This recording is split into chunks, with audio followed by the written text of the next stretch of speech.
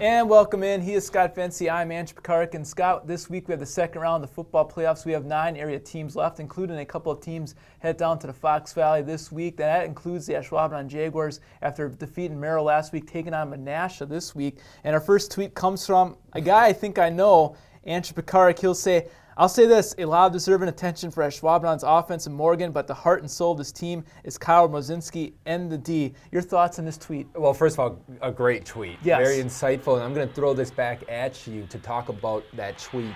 You were at that game, pretty close. What was it about the Ashwaubenon defense that impressed people like you?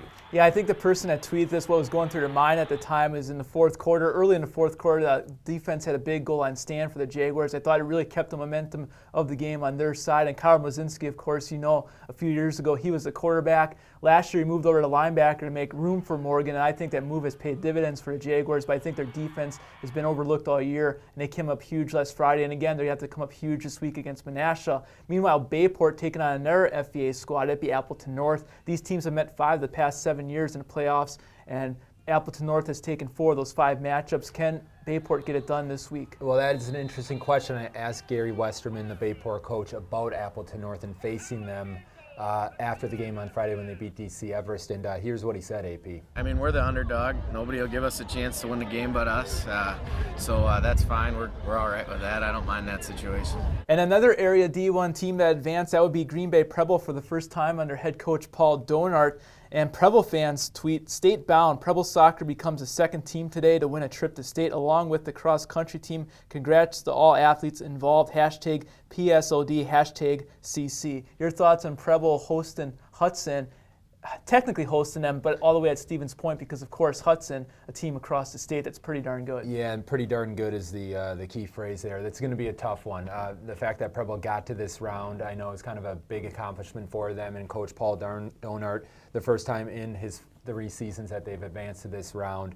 So good for them. And then on the flip side here with soccer, we have a whole bunch of teams, including the Preble team you just mentioned there. They're in the Final Four of D1, and as you know, AP, we don't really have D1 schools from this area win state championships in soccer, so that should be pretty exciting when they play on Friday. But we also have Green Bay Notre Dame there, Sturgeon Bay as well. So for soccer fans along with football fans, AP, I think this is a very big weekend. It'll be a fever pitch weekend out in Milwaukee, but also fans in Seymour are excited. Seymour advanced on the road last week against Medford. We have 2 Division III teams, obviously West Appear hosting Appleton Xavier, but Seymour hosting the top seeded Wapaka team, the state runners up in Division III last year.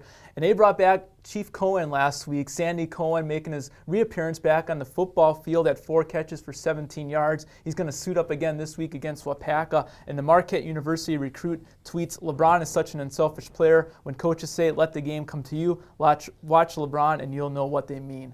And, you know, obviously I picked out the tweets this week, and so through no fault of your own, I don't even know why I picked that one out. LeBron James has nothing to do with football on Friday. I think but team. The team, exactly. He steps up here for the team, doesn't worry about his collegiate career here with Sandy Cohen, getting worried about getting hurt or the high school season coming up. He's looking out for the Thunder football program. Let's see what they can do, AP. Very tough test. I think you put me on the spot last week. I'll put you on the spot. Can the emotional lift of playing at home, having Sandy back, can that help Seymour top a very good Wapaka team? No. All right, there you heard it first. Scott Fency, Ange Pekarik, and we are out.